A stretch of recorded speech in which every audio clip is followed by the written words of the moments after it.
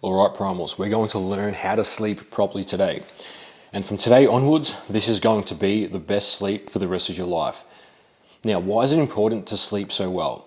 Think of sleep, it's basically like a free performance enhancing drug.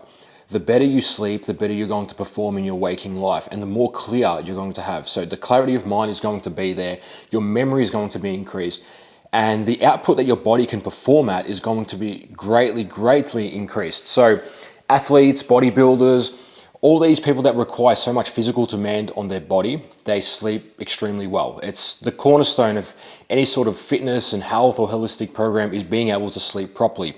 And if you're struggling with sleep now, it's probably going to get answered in this video. It's a lot of things that you could possibly be doing that you don't know that are actually destroying your sleep, your potential to sleep well. So this sleeping well is not just for physical performance. Like I said, it's going to increase your mental capacity, your ability to sell if you're in a sales role, your ability to remember people's names, your ability to remember how things looked, where you are. All your cognition will essentially elevate and go up to much further than where you are beyond now. So sleep starts with the morning. As funny as this sounds, you need to wake up early, rise early, because that's going to set your circadian rhythm. As soon as you wake up, you need to be getting bright sunlight in your eyes. So the reason why we get bright sunlight in our eyes is as the sun is breaking through the atmosphere on that certain angle in the morning, because you imagine the earth is round. The earth is round, and as the earth is coming up over the sunlight breaks through the atmosphere on a specific angle, and as the sunlight and as these rays are literally penetrating through the atmosphere, they come to a certain wavelength of light. This is why the morning light looks sort of orangish reddish. So this is the sort of wavelength you need to get into your eyes, and this is going to signal to your brain, hey, it's time to get up now, it's morning, we're going to start our circadian rhythm now. So we're going to start banking up melatonin for the night going forward from this point onwards. So we know now it's our morning, it's the start of our day, we've got bright sunlight in our eyes, we've sort of spiked our cortisol in the morning. And don't get me wrong, cortisol is good and bad. It's got pros and cons, and it's got reasons for why we have high and low cortisol different times through the day. High cortisol in the morning is good because it's going to make you more alert, more sharp, more aware of what's going on around you. It's going to make you focused, ready to drive to do work. At nighttime, you don't want high cortisol. This is why you don't want bright lights in your eyes at night, but we're going to get to that. So you get up in the morning, you get your morning sunlight in your eyes, at least 5 minutes of bright light. Some people like to stare directly into the sun for a few seconds. They call this sun gazing. I don't know if you want to do this. It can be damaging on your eyes. What other people do, you actually stare into the sun but with your eyes closed, and the UV rays breaking through will actually destroy any sort of mucus that starts growing on your eyes through the night. Because having your eyes closed for so long, that wet, damp environment, you can get like mucus that builds up. So looking at the sun with your eyes closed will get rid of that film, that glary film of mucus that starts to build up on your eyes at nighttime. So you've got your morning sunlight in and you set your circadian rhythm up. This is your starting point for the day now. So now through the day, you're going to, do your normal life, whatever. When it starts getting towards the evening, this is when you can start implementing a lot of these little biohacks, if you will. And these are going to have a profound effect on your sleep when you start compounding them up. Because these are all the little 5%ers, but when you add them up, you're like, oh wow, I didn't know I could feel this good when I woke up. I didn't know I could rest this deep. So what are these things? First things, let's talk about nutrition before you go to sleep. If you can save your carbohydrates for the evening, you're going to get a better response through your sleep. Because when you eat carbohydrates, just in general, your insulin levels go up, your insulin levels spike, and you can sort of feel a bit tired. When you have like a carb coma and you feel, oh shit, I'm tired. So that can be an effect of having an insulin spike. Now, on a scientific basis, an insulin spike means you're actually lowering your cortisol because they work inversely with each other. Your insulin goes up, cortisol goes down. Now, like I said just before, when your cortisol goes down, you feel more relaxed. When your cortisol goes up, you're more alert, you're more sort of stressed, you're anxious. So you can already see the effects that this is going to have on you. By having more carbohydrates towards the evening, you're going to be like, your cortisol is going to be dropping. Let's keep it simple. Your cortisol drops, your insulin goes up, you're going to be feeling more in a relaxed state. After you save your carbohydrates for the evening, When the sun sets, you don't want to be looking at any more blue light in your eyes. So you can use blue light blocking glasses. You can look at the video tutorial on how to set your red light screen filter up on your phone if you have an iPhone. I'm sure there's a way to do it on Android too. But basically, you want to eliminate any sources of blue light that go into your eyes. Because when the sun is at its highest peak at noon, what happens is the wavelength of light that's coming through the atmosphere is now a blue light, because obviously, as you know, the sky is blue when it's a clear day. So that blue light's going into your eyes, and that's signaling to your brain through your ocular nervous system, hey, it's midday now, let's get to work. And you get a little bump in cortisol then too, and it gives you that drive to do more things, to keep you awake, to keep you alert. Now, if it's nighttime and you're getting that blue light in your eyes, what do you think your brain's going to be thinking? Hey, it's noon, let's get some work done, let's stay up, we've got things to do. So that's why you want to avoid blue light. That's the science behind avoiding blue light. Red light at night is much better, because that signals to your brain, hey, it's the evening now, because as the sun sets, it sets on usually a reddish orange tone as it breaks through the atmosphere on that specific angle. Your brain goes, hey, it's night, or it's coming to nighttime, let's slowly start trickling and releasing this melatonin to put us to sleep and get a good night's rest. So this is where your blue light blocking glasses come in, your screen's off at night, or your red light filters come in. All these things sort of help. If you're reading at night, use a warm orangey reddish color lamp, like a salt lamp is a great alternative. Don't use LEDs or fluorescent lights at night. If you can, in your house, make the lighting a warm color. You know, if you have LEDs where you can actually change the color of the light, make it a warm light. Don't have a cool hospital style looking lights on at night, because it's not great for your health. And it just reminds you of a hospital. I don't want my house to look like a hospital. But anyway, it's funny that if you're struggling to sleep, you can go on YouTube and put the sound of a fire crackling on, because the frequency that a fire crackles at, when the wood crackles, has been known to actually put you to sleep. And this has been genetic programming. So as we were growing up through hunter-gatherer stages and we were cavemen and things like that, when we had a fire, we generally felt safe. It would ward off predators. And that's why the sound of a fire crackling sort of soothes us, and it makes us feel more relaxed and at ease, because it simulates to us, hey, we've got a fire here, we're safe, we're warm, we're relaxed, we can get to sleep now. So the sound of a fire crackling is going to help you sleep too, as well as eliminating all sorts of blue light and having that sort of reddish orange light going on, almost simulating like there's a fire, like a little campfire. That's going to be a way to help you sleep better. Another thing is, obviously, you want to avoid caffeine, 9 to 10 hours before you sleep. So just say if you're sleeping at 10 p.m., you don't want any caffeine after midday, so 12, like lunchtime. So once you realize, okay, no more caffeine no more caffeine within 10 hours of sleeping, eliminating blue light, now we're going to look at supplements to help you sleep, and certain teas and potions and things like that. So chamomile is great. It's a natural flower that's going to help calm you and put you to sleep. But if you're having teas, this goes for all the teas I'm going to mention, don't use the pre-made teas in tea bags, the ones that you dip in the hot water and you let them sit for 5 minutes, because these contain a lot of microplastics. As the hot water goes in, and it literally starts breaking down the tea bag, which have microplastics. Get yourself a metal tea strainer. They're extremely cheap. You can get them online for a couple dollars. It's worth it, and buy the raw ingredients and mix it yourself. So you can get good chamomile flower online through Amazon, through your local health shops, fresh markets, places like that. So chamomile is great for this. L-theanine is a good supplement to implement. I would have it in the morning and at night. L-theanine will give you that clarity of mind. It'll sort of calm you down.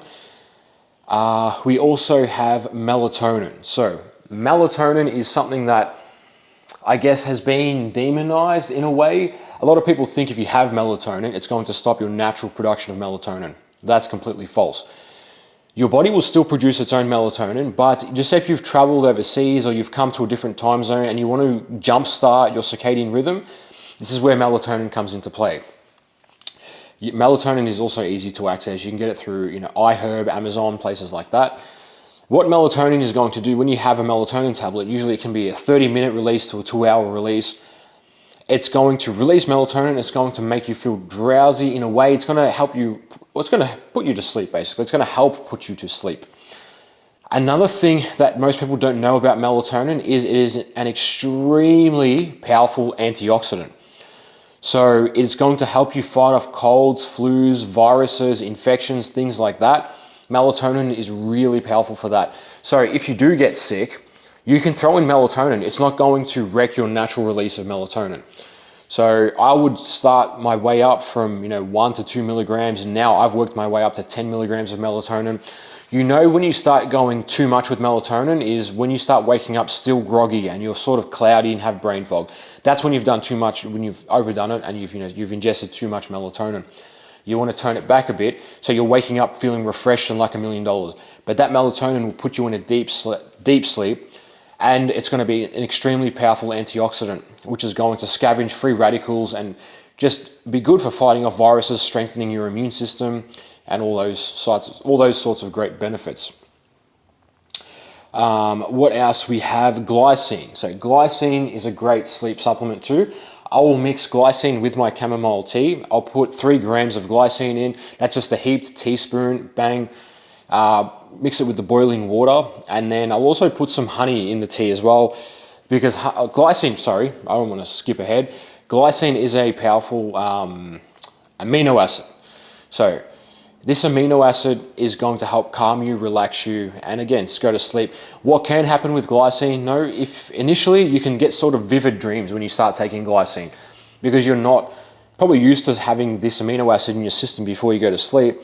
You'll find that you get I found I sort of got really vivid dreams, and most of my one-on-one clients get pretty vivid dreams when initially taking glycine at 3 grams. You can work your way up past 3 grams as well, but I find 3 to 4 grams is sort of the sweet spot for glycine mixed with chamomile tea. That's a great tea before you're going to bed. Chamomile, glycine, plus if you stack in melatonin. And another good product to help you sleep is inositol. So inositol you can buy through Amazon or iHerb again. This is another thing that's going to help calm you down. You can take it in the morning and at night. It's good to split it up, the dosage twice a day, just to keep your levels of inositol in your body fairly steady. It's not crucial, like I don't really use it, but it can be thrown in your supplement stack to help you reduce stress and get a better deep sleep as well. Now, let's look at some environmental things that are going to help you sleep. First thing, let's look at your bed sheets. You don't want to be sleeping in polyester bed sheets or any type of recycled plastic bed sheets, which is, like polyester and things like that. The best type of bed sheets you want are linen. Linen comes in on top, and then we have, obviously organic cotton. The actual frequency of the materials in linen and cotton are much higher than polyester. Polyester basically has a dead frequency. It's not good for your body, let alone what you absorb from the polyester. It's made of microplastics, and your skin is an organ, as we know, and it absorbs around 70% of what we put on it. So we're sleeping in polyester, so we're absorbing the polyester through we sleep. This is why we want linen bed sheets. It's going to make you cool down a lot more when you sleep, and you're not going to be absorbing any harmful microplastics. So now, let's look at room temperature. You want the room temperature between around 16 to 20 degrees Celsius. Your core temperature basically has to drop around 1 to 2 degrees Celsius for you to enter a deep sleep. If it's hot, you're going to struggle to get that core temperature to drop to be in a nice, deep, recovered sleep. So to do this, you can, like I said, bed sheets, cotton, linen, it's going to help you cool down more than sleeping in plastic polyester. You can run the AC or something to sort of drop the room temperature down, but you don't want it humid as well in there.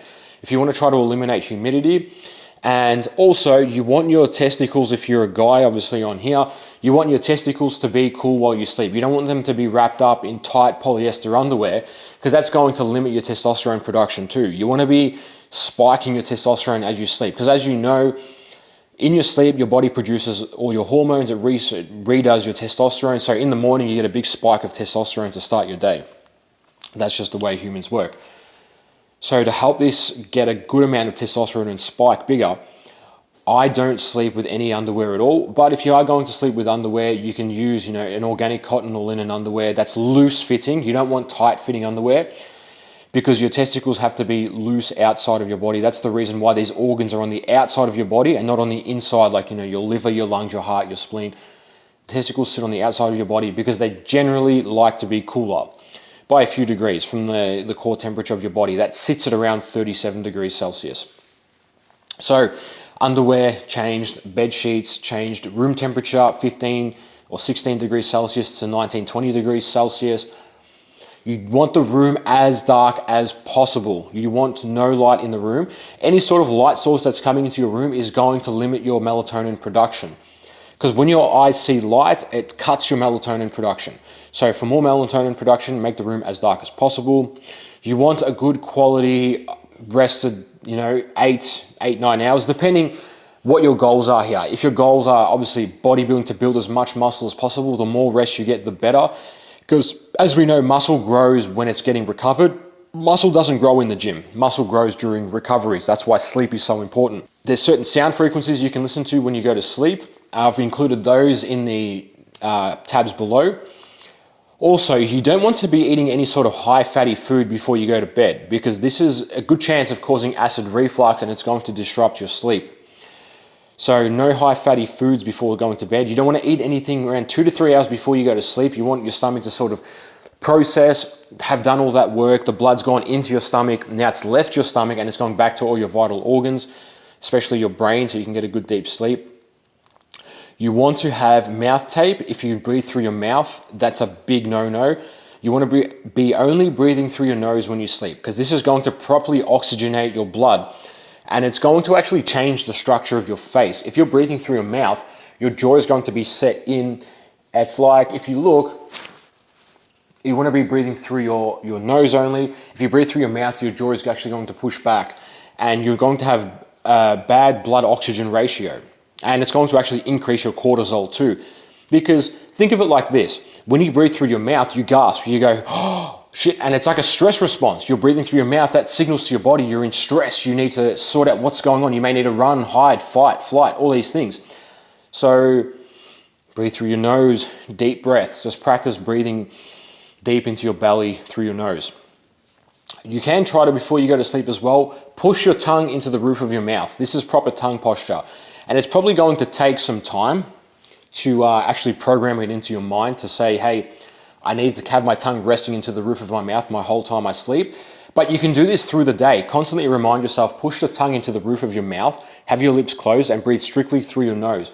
And that's the proper posture of your face that it should sit in 24/7. So if you go to sleep like that, that's going to help you. Now, you can also use nasal strips that you apply to your nose and they open up your sinus, your airways, and it's going to help you breathe easier through your nose as well. So combining mouth tape, nasal strips, and having the sound frequency playing as well, which is going to be great to get your body into that rested state. It's going to properly oxygenate your blood while you sleep. And that's going to be the basics of optimizing your sleep. So we've gone over quite a few things in this video. It may be overwhelming for you to tackle all these things at once, but you'll notice a massive improvement as you start working through this and you go, hey, I'm changing my bed sheets now to linen. Hey, I've turned off all my lights in my bedroom at night. I've covered the little LED. If you have a TV in your room, you put a little piece of tape over that little LED dot on your TV so it's not making light. I've started to, put these sound frequencies on. I've used mouth tape. I've used nasal strips. I haven't had any caffeine before bed. I've used chamomile, glycine, melatonin, inositol. All these things are going to lead to an improvement of sleep, which is going to lead to a longer life, an improvement of life quality, an improvement of your physique. You're going to lose more fat, build more muscle, have better hormones, have higher testosterone, better memory. You're going to become smarter. You're going to make more money. These are all the essentials to sleeping better. I hope you learned a lot in this video, and let me know down below or comment in the general discussion of how implementing these things have affected your sleep, because to me and my one-on-one coaching clients, it has been dramatic.